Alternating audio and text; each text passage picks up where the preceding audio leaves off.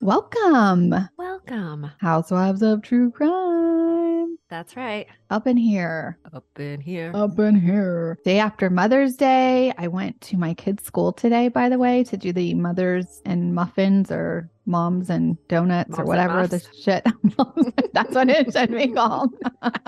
Moms do have muffs, usually. Yes. And I got, one of those little cards and it was so cute. Everything was good. It wasn't like mom always texts in the car or something like that. Oh, yeah. They usually do that. They give Yeah. a list of like mom's favorite drink and it's always like wine. Yeah. No. Yeah. And Mine you're was- like, oh, yeah. Okay. Mine was Thanks, all kid. good. I know. That's how they usually are. And how old is your Yeah. mom? She's 85. Right. Yeah. I love that too. Mhm. Yeah. I don't think my kids are doing it. Their school's not doing anything like that.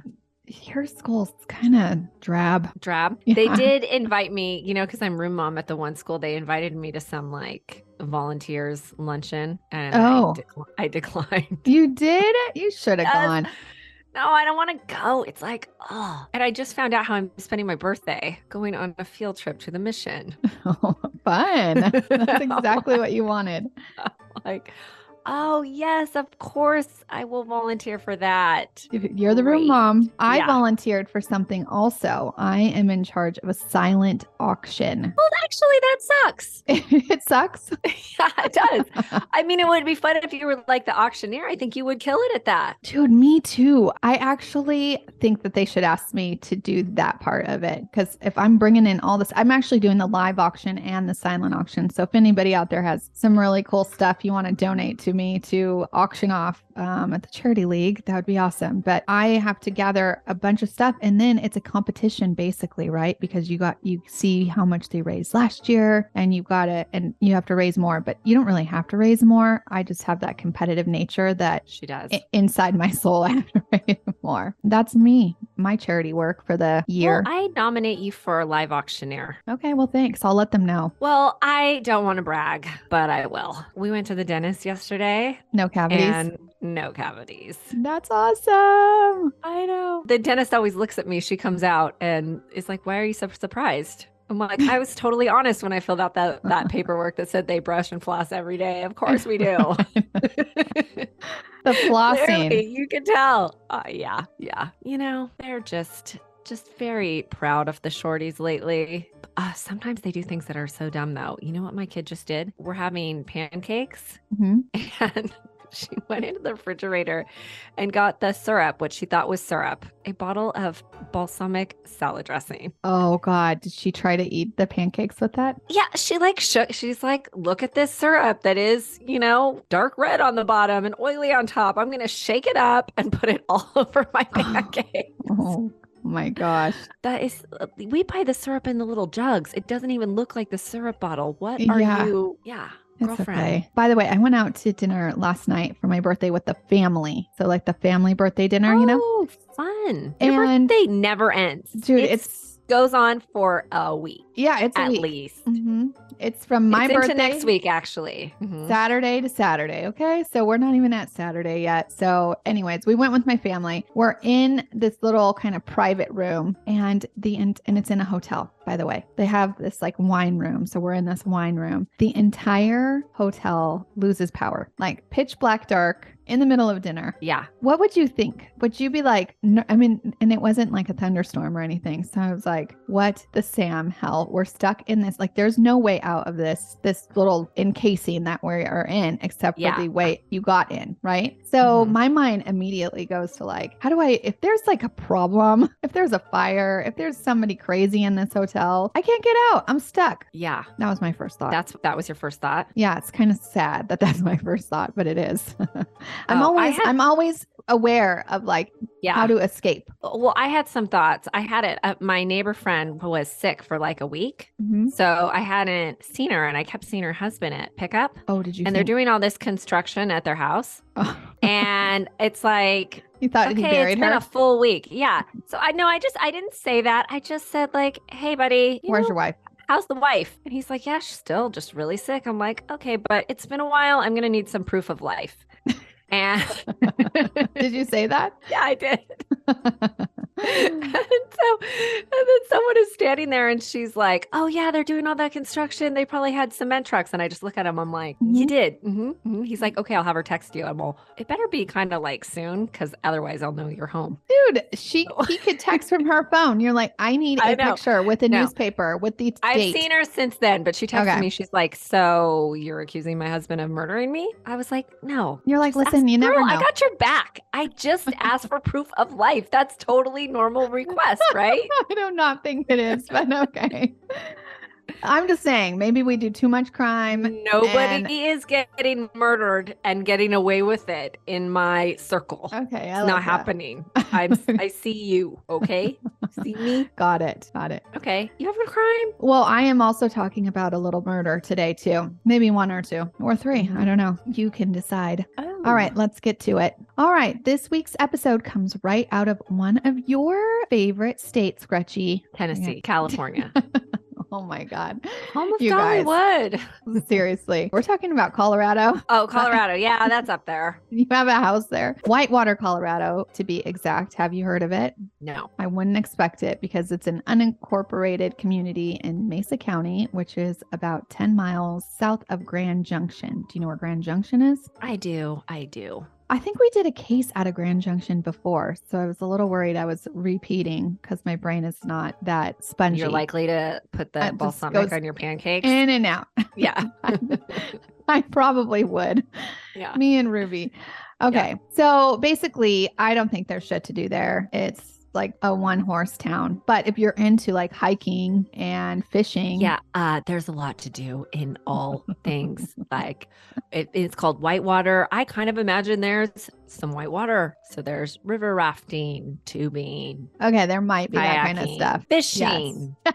There's outdoorsy shit. Yes, there is. I was just kidding. There's a lot of outdoorsy stuff. And if you like to camp like you, Gretchy, I'm sure you can find that too. But most people, if they want to do other stuff besides that, or even more outdoor stuff, they go to Grand Junction. If you want to live in Whitewater, there are not a lot of homes available, so you better start looking real soon. There's a few that are buyable, in my opinion, and one's about $400,000, and it's a really cute little log cabin, kind of like your place. Well, Alan and Miriam Helmick lived in Whitewater and had seemingly lovely second marriage. Both Alan and Miriam were widowers, so when the two met, they felt an instant connection. Alan was born in 1945. He married his first wife, his high school sweetheart, Sharon, at a very young age in 1967. Alan was a real estate broker turned land developer in Grand Junction, Colorado, and he was, by all means, a successful guy. Sharon, the first wife, and Alan would end up having 4 kids together before Sharon tragically died of a heart attack in 2003. They were married for 36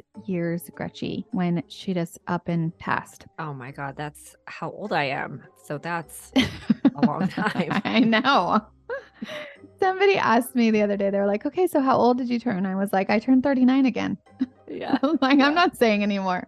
I'm just going to be that person. I thought I'd never be that person, but I think Me too. I think I hit that age. Yeah. This year.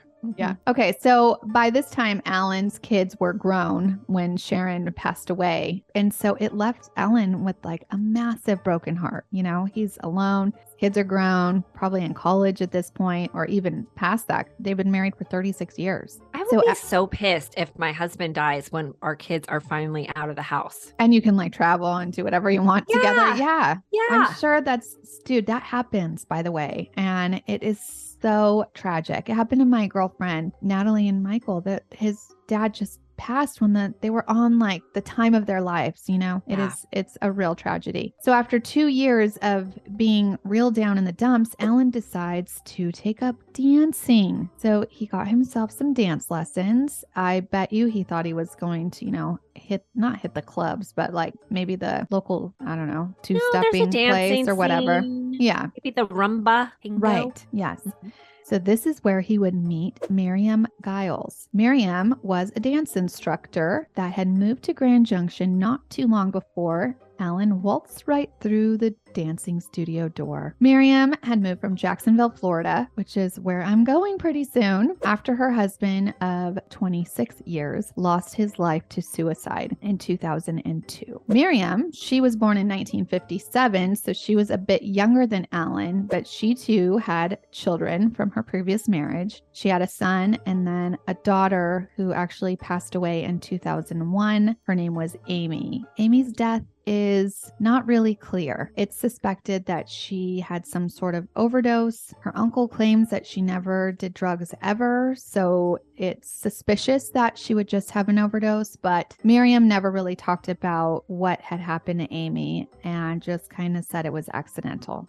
Okay, and then it was also assumed that Miriam's husband, Jack Giles, or Giles, I think how you say it, he had taken his life via suicide because he was so depressed from his daughter's passing, which I can imagine. Yeah. So when Miriam and Alan started dancing together as, instructor student, there was electricity between both of them that just sparked their souls and kind of brought life to both of them. Alan had something to live for again, and Miriam too. Alan was so smitten with Miriam, he was like, let's get married. And they did in 2006. He also bought her a dance studio of her own and a horse barn. And really, he tried to give Miriam all the happiness that she deserved. All seemed to be going super, super great. And that is until tragedy struck this family again. This time, it would be Alan who would take the hit. June 10th, 2008, Miriam had gone shopping all morning and had made lunch plans with Alan. And when Alan failed to show up at lunch and wasn't answering his cell phone, Miriam went home to find Alan on the ground in his study, shot dead. He was shot in the back of the head and his house was ransacked. The kitchen drawers were all open and it looked like robbery/murder. Okay. Which is super scary. I hate that shit, by the way. Oh, Robberies? Yeah. I'm not in for a robbery. My husband is dead. What's the problem? Tell me exactly what happened. He was on the floor. It looks like somebody came in and robbed us. When the police arrived, Miriam is very cooperative with the police because, they look at the spouse first. They took her in for gunshot residue testing and questioning, and Miriam was like, I'm here for it. She said she was out shopping. She had all of her receipts with her from that day. She had no gunshot residue on her hands or on her clothes, and she was as distraught as you would think a grieving wife would be. There was nothing out of the ordinary with her. The thing that was out of the ordinary was the house was ransacked, but it was not ransacked like a normal house would be. For instance, they ransacked the kitchen, Gretchy, and that's not really where people hide their cash or their jewelry, although maybe it is a good place that we all should start hiding our cash in our cookie jars because the police are like, this is not normal. People go to the master bedroom first. In a bag of flour. And I read you hide your shit, your good jewels and shit in your kids' room. Yeah. Put it in a box because they're not going to go through their closet. They're not looking for Legos. Okay. Up in the closet, in a safe in the closet of your kids' room. That is a good idea. If I had good shit, that's where I would put it. But I don't. So don't. I know. That's the same with I me. promise I don't have any good shit. My earrings. Oh, I got these earrings. They're super cute for my birthday from my friend Stephanie. But, I have stuff like this. It's not worth, thousands. It's just really cute stuff you could get at, the earrings store. I'm wearing are gold little huggy earrings that look like they have diamonds from Amazon. And they are $10. And every time they turn green, I buy a new pair for $10. I have a ring on right now. That's the kind of shit I have. And it turned green in the jacuzzi when I was on my trip. And I was like, oh, okay, I guess it's time for a new one. Yeah. Anyways, okay. So back to this ransack of the kitchen. And the other thing that they thought was kind of bizarre was that Alan was shot in the back of his head, which means he wasn't coming at the robbers. He was, I guess, running away from the robbers, which I think is not a normal kind of shooting for somebody that might be, I don't know. No, if a surprised. robber is holding a gun has a gun and is saying like, I'm going to rob you, you're going to be facing them and you're going to be saying, I mean, most likely I would imagine you're going to be saying, take it. I know. Don't shoot. And the other thing I think is robbers don't really, they don't want to shoot you. Yeah, they don't want to shoot you, right? I mean, you're going to prison for life if you get caught. And if you get caught stealing somebody's jewelry. Yeah, in Colorado, they really don't fuck around with that too. They don't fuck around with what? Oh, life or killing somebody. Yeah, sending people away. Yeah, or killing. You're done, so. Right. So they thought that this was not a robbery, but more of a murder. The other thing also, they couldn't really find what the robber took. There was nothing really missing, and there were valuables there that somebody would have taken if they were actually out to get something. So it looked like a murder. Miriam was pretty nervous at this point because if somebody had wanted her husband dead, were they going to want her dead as well? Could this have been a business deal? The guy's in the land and real estate. Could it have been a business deal that gone bad or turned bad or somebody disgruntled person? I mean, it could be anybody. And it turned out it seemed to be so. Miriam kept having this really weird feeling once she went back to live in the house that somebody was in there or somebody was coming by or somebody was moving her shit. So she had a friend with her most of the time, which I would also. I don't even know if I would go back to the house. I don't think I would. With you. But she said she felt most comfortable there because she felt closest to Alan when she was at the house. But she did keep a friend with her most of the time. One day when her and her friend were driving home, they saw an envelope on Miriam's doorstep just sticking out of her front door mat. She opened it. It was a greeting card and it said something like this. I got Alan, with his name spelt wrong, by the way. You're next. Run, run, run. She immediately just fell to her knees in sheer panic. Her friend grabbed the card and took it straight to the police. The card was hand delivered, so there was no, postage or a stamp from what post office it came from. There were no fingerprints or DNA on the card, and the card wasn't sealed, so they couldn't get spit DNA or anything like that. And the barcode on the back of the card had been cut out. So scary. So police, other than this card, did not have a lot of leads, but they were like, let's figure out where this card was manufactured, where it was sold. Yes, the barcode was taken off, but I think they can figure it out, right? I mean, hopefully we have smart investigators. So they did. There were only 3 stores that sold this particular card. And so they went to each of those 3 stores and got their surveillance videos, and they were able to see who purchased each of those cards. And when they pulled up the video for one of them, they recognized somebody, and guess who it was? Don't tell me Miriam. It was Miriam.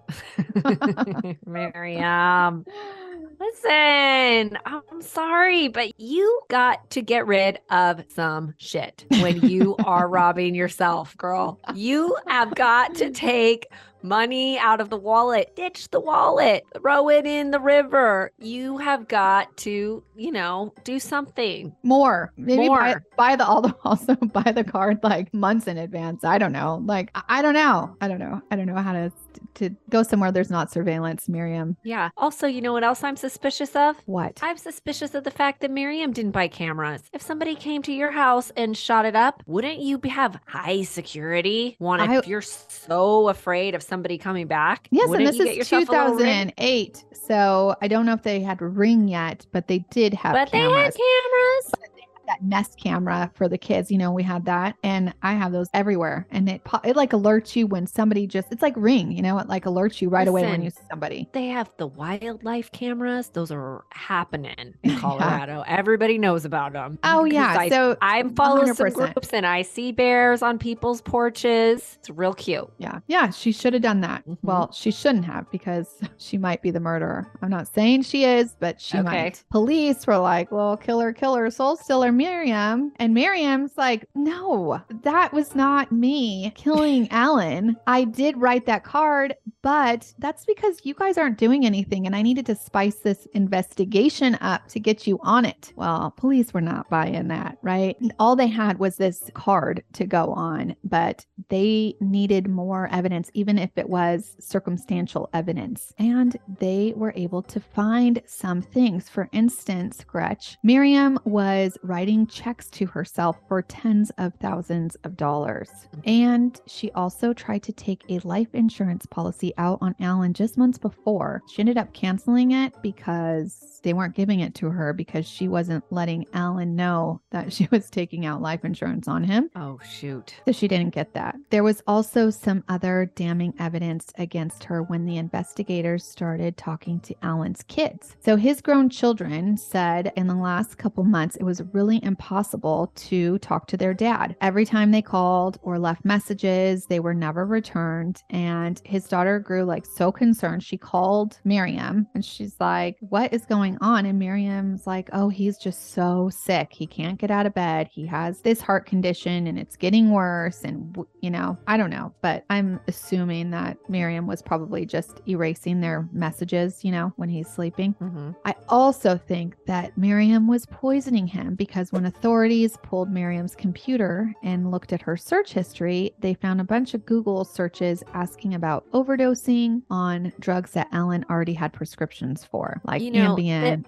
shit like that. The isolation and everything, it reminds me of the case of Casey Kasem. I know, me which too, we did a dude. bonus, and the wicked stepmother that kept the children away. Yeah, so if you want to listen to that one, that is on Patreon or our Apple subscription bonus. And it reminded me of that too. When I was looking up forensic files or something on this, the kids were talking and she's like, we were calling and we were calling and we were texting, and it's not like my dad to be like this. And yeah, I immediately like red flags, like that is not okay. And Miriam is a newbie, you know, they haven't been together that long. Yeah. Here's another thing. If you're considering a crime for a big life insurance payout, you know, those insurance companies, they record all your phone calls, you know? When? Always? When you call, I think almost always, but yeah, they record the phone calls. So if you're talking to an insurance agent, yeah, they want it on record. Oh, when you're like, hey, I want to get some life insurance for my husband. Yeah. That's probably how and they you're know. not thinking anything of it. And so, yeah,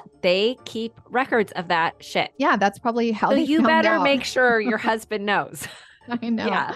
Yeah. It's almost like he probably would have been like, okay, whatever. You know, she could have made something up. Like, hey, I was talking to my friend. Just get it on yourself too. Just be like, I want to make sure we're both taken care of. What's the problem? You're really. If you're going to off someone, don't be cheap about it. We're going down a dark rabbit hole here about how to and like how to murder your husband. I think she actually was poisoning him. He just was not dying. He just was sleeping a lot. They also saw that just months before his death, Alan had made a business deal and Miriam and him went to go pick up the money for it. It was $150,000 cashier's check. And when Alan got in the car, Miriam was like, oh, I got to go do this and that. Before she got in the car, she had to run back for some reason. While Alan was waiting for her in the car, he noticed smoke coming up from the gas cap. Someone had lit like one of those long cotton sticks, you know, with like the cotton swab on the bottom and stuck it. They lit it and stuck it in the bottom of his gas tank to try to blow his ass up. Ooh, now I have not heard of that before. Well, it was out of a scene of a movie that they had just watched called No Country for Old Men. You remember that movie? I don't remember movies. I just remember crime details. Yeah. I mean, I remember the title of the movie. Yeah. So I remember the title too. So I guess that scene was in that movie that those two had just watched. You know, the police were called and they were questioned. Everybody was questioned about this. And Alan was asked at the time, like, do you think your wife could have done this? And he was like, no way. And they were like, are you sure? Because she was by the back of your car and we think we might have surveillance on her doing it. And he was like, no way. And then he's like, well, I mean, you never know somebody totally. And then he's like, do you have surveillance? And they were like, no, we don't. He honestly did not think that it would be her doing this because he said basically he had a prenup and he was worth more alive for Miriam than he was dead. And it's true, except for the fact that that $150,000. That's what is true.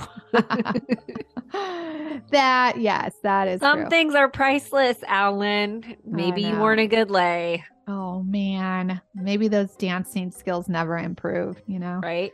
Yeah. But that $150,000 cashier's check is just like cash and could have been just, fine for was enough not $1 million. to move on to somebody that was better at dancing. Right. That's right. All right. Police also decided to look further into Miriam's first husband's death. Remember that suicide? Yeah. Well, turns out Miriam's first husband supposedly shot himself while sleeping in bed next to Miriam. So Miriam is next to him, sleeping. He puts a pillow in between them to, I guess, save her from the splatter. And then with his right hand upside down, shoots himself. The thing is, he's not right-handed. He's left-handed. And why on earth would you ever do that while your spouse is next to you? Yeah. And not upside down. No. I'm trying to do it right now. That doesn't, I know. That doesn't shake out. It doesn't. And the thing also is the first officer on duty in the case was Miriam's brother-in-law. And so it was just immediately ruled a suicide. There was no questions. Right. They never tested her. And so I think that she might have had something to do with that first husband's death. I'm not saying that she had anything to do with her daughter's death, but that was my next question. I don't know. That's what I'm saying. It could be multiple. Weird. It's weird. Yikesy. I would like to know if she had some sort of life insurance on her daughter or something, Okay, just side note. I mean, because we're talking about heinous mothers. I mean, I'm just reading a little bit of the details of the Lori Vallow trial that's going on right now. I had to stop. You can't imagine how bad it was. It's worse. That's why we don't do children. Yes, because it's worse. She's awful. She is awful, awful, awful, awful. I think when that car bomb didn't work and then the poisoning was taking too long, Miriam decided to grab the gun that was missing actually when they were looking for it, that was next to their bed always, and have a little shopping spree before she was, going to do the do. Made some last calls to Alan. She hear on her messages like, Alan, where are you? Alan, it's not like you to not answer the phone. Alan, I'm waiting at the Chinese food place for you. Where the heck are you? And then she made that final call about the Chinese food and then headed home to call 911. But probably before that whole thing, she, tossed out all the evidence, took a shower, whatnot. Okay. Police were piecing this whole story together. And while they were doing so, Miriam decided to skip town. She took herself to Florida. I mean, I think I would have taken myself to like Mexico if I was her. Better idea. But she didn't. She went to go visit her son in Florida, and she decided there she would use Alan's dead wife's identification. And she started going by the name of Sharon with Sharon's ID. Okay. She also got on dating sites looking for sugar daddies and started dating a new boo. Okay. And I guess you don't have to be young to have a sugar daddy because this chick is like in her 50s. If she's trying to get a sugar daddy, I really don't blame her for changing her name because Miriam is not a sugar baby name. Okay. It's not sexy. Sharon is a big step up from Miriam. Oh my God. I think Miriam is shops at Casual Corner. And Sharon wears leopard. Wears long necklaces. Okay. I have to remember these girls were talking about this like wear that this like Southern something. It's called, there's like some sort of thing for it, but it's a way people wear their clothes and it's called Southern something. But I do see it a lot in Texas. The Southern people have a different way of dressing than us in California. You know what I'm talking about? Like, I feel I think Miriam is like the linen Southern pants. Yes, that's I picture somebody where they think their waist is under their boobs. That's where they wear their pants too. And they have the linen pants with the white button up top. Yeah. Okay. I get you. Okay. Sharon. And like I said, Sharon don't do that. No. Sharon's No. Looking for a sugar daddy. Okay. Yeah. So they also uncovered that Miriam has had a history of check fraud. Didn't start with Alan. She had been stealing people's money for quite some time and actually served herself a little time in jail in Florida before she met Alan. She also is suspected of trying to burn somebody's house down that she frauded, but they couldn't prove that it was her. It was just she frauded them. They turned her in. Their house almost got burned down. Weird coincidence. So anyways, when the investigators finally got their ducks in a row, they went and arrested Miriam in Florida and brought her back to Colorado, where she would, of course, plead not guilty. And she even got up on the stand to defend herself. And they did not allow the jury to hear anything about that ex-husband's death. Okay. But it didn't matter, thankfully, because the jury decided that they did not believe her and they sentenced her to life in prison without parole with an additional 198 years. So Wow. I told you they don't F December? around in Colorado. yeah, no. And so I looked, she tried to get a reduced sentence recently, like in the last couple years, but they denied her of that. And she is in the correctional facility in Colorado. She kind of looks like a good prisoner. Like if you were to think of a lady prisoner, she looks just like that, like a hard kind of look to her. You know, she's not young, but she's got dark hair and she just looks a little rough. Okay. But prison will do that to you. Prison will do that to you for Mhm. sure. And that is the case of Alan Helmick. Wow. Good one. I know. Well, listen, I'm kind of sad we're not recording the bonus today, but Why? I can't wait to talk to you about next week because, I'm following the Danny Masterson trial and I haven't given you all an update. There's a good possibility that we'll get a verdict by that next week. Oh, But let me just tell you what shit happened yesterday because it's not being reported by mainstream media and I'm reading the court transcripts every day. are you going to tell it on this or are you going to tell it? I'm just on going to our tell you a bonus? little bit. I'm just going to tell you what happened and then we're going to discuss it on Patreon. Okay. Okay. So basically, there was an email sent from a woman who claimed that she does not work for Scientology Okay. to the judge, complaining about something about the detectives that are part of this case. Okay. Danny Masterson has been accused of forcible rape, right? Like he drugs women, rapes them, whatever. And this right? guy, Danny Masterson, was on that 70s show. Yes. Yes. Okay. Okay. So this woman sends this email and this email is forwarded to, the judge addresses it without the jury being there, but addresses it with the,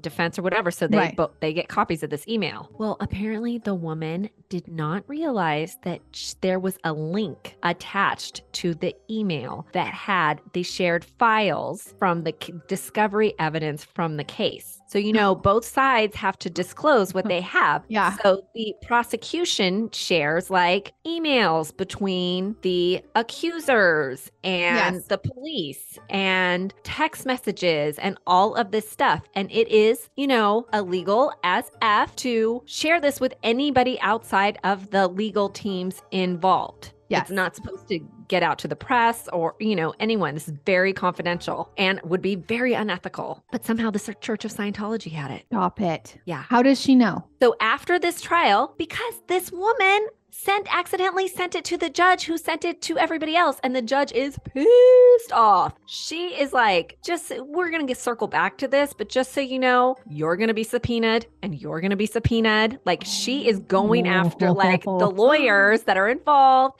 And you know who was the first lawyer on this case? Tom Massaro. So he's probably going to get subpoenaed too because he was involved in the first trial. They're all going to have to answer for them giving up this information to the church. I mean, it is so corrupt AF. That is bananas. All right. Well, listen, we're going to talk more about that on Patreon. So if you have not I'll tell you subscribed more. yet, Yeah. do it. If you listen on Apple, you can just do that there on the bonus. I think it's called the Clink Clink Club, something like that. You can just click on that. And then those are on Thursdays. Also, if you have not given us a rating or a review, we would love you to do so right now. And I think that's all for now. Check us out on YouTube. Oh, also, if you really are interested, you should go to TonyOrtega.com. That's where I get all my information, really. Okay. I All right. don't want Thanks, to take Tony. credit for something that Good. I didn't do because he does all the heavy lifting. Okay. All right. Go there if you need to, or you could just listen on Patreon on Thursday, either or. And then